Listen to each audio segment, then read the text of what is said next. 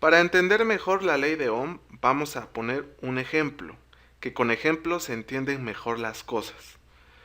Vamos a ver este ejemplo. Ejemplo 1.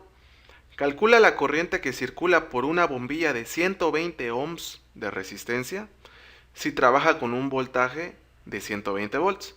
Según la ley de Ohm, la corriente que circula a través de un circuito con resistencia, el filamento de la bombilla sería nuestra resistencia eléctrica, se calcula como el cociente entre el voltaje y la resistencia del conductor. Aquí tenemos la fórmula. Corriente es igual a voltaje sobre resistencia. Según el enunciado del problema, los datos son los siguientes. Voltaje igual a 120 volts. Resistencia igual a 120 ohms. Esta letra que ven acá es una letra griega. Es la omega en mayúscula. Es la letra griega omega en mayúscula.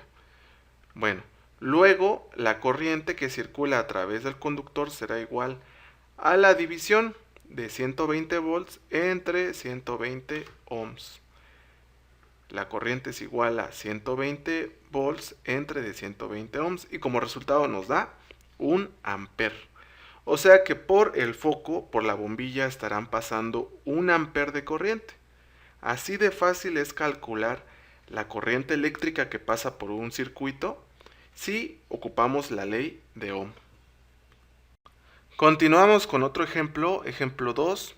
Vamos a leer el enunciado. Vamos a calcular la corriente que pasa por una cafetera.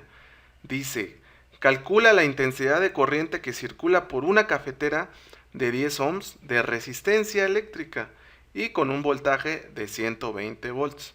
Aquí lo que vamos a hacer es sustituir los valores que nos dan.